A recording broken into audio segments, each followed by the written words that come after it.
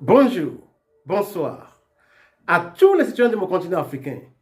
Dans cette vidéo, je vais utiliser ce livre pour vous expliquer deux choses capitales dans la vie politique de nos pays. J'aimerais commencer par vous dire que ce livre, dont le titre est Les démocraties et les régimes autocratiques. Le titre est en anglais. J'ai fait la traduction. Les démocraties et les régimes autocratiques. Ce livre est écrit par trois professeurs de sciences politiques qui sont américains. On a Andrea Kendall Taylor, Natasha Lynch Tate et Erika Franz.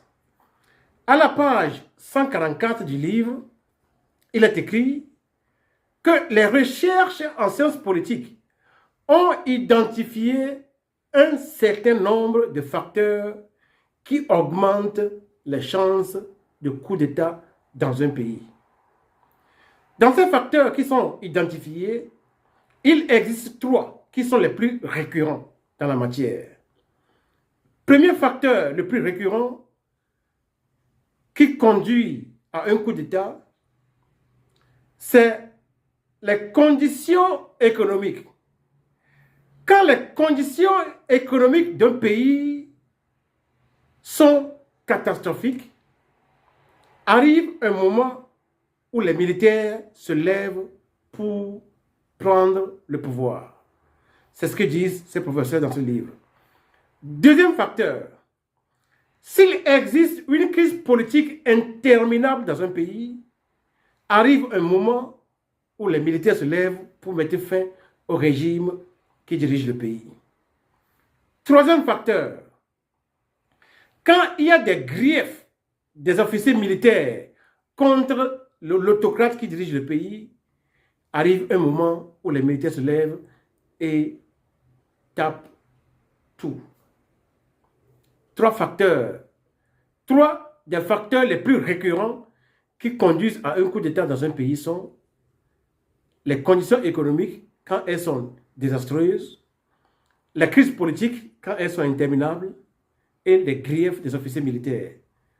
Quand ces trois conditions sont remplies, ou bien une de ces trois conditions est remplie, la chance que l'armée se lève pour mettre fin au régime, cette chance, elle est extrêmement élevée. Maintenant, vous allez me poser la question de savoir, qu'en est-il de ces pays où ces trois conditions sont bien remplies, mais qu'il n'y a pas de coup d'État? Qu'est-ce qui peut expliquer une telle chose? J'aimerais proposer deux hypothèses.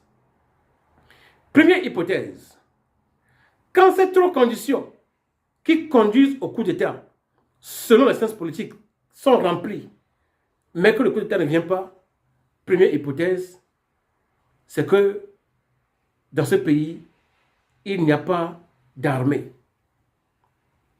Il y a certains pays qui ont formellement des armées, mais dans la réalité, c'est une mafia.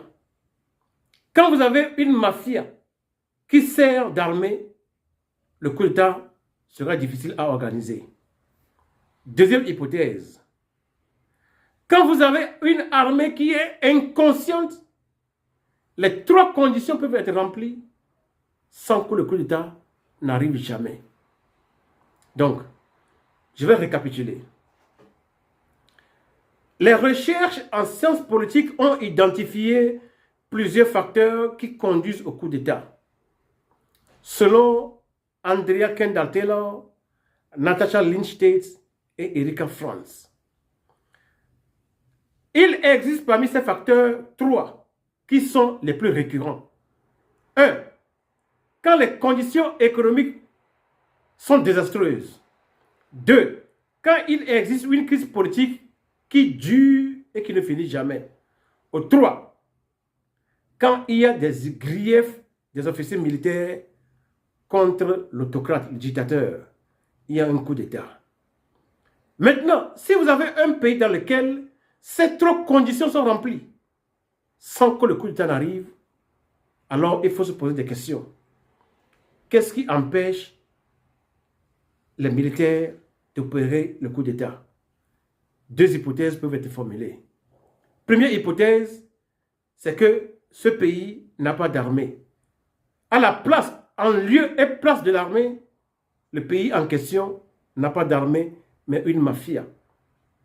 Quand les gens qui sont dans l'armée sont imbriqués dans des structures mafieuses, il devient compliqué pour eux de penser au bonheur du pays. Parce qu'ils ne pensent qu'à leur seul ventre.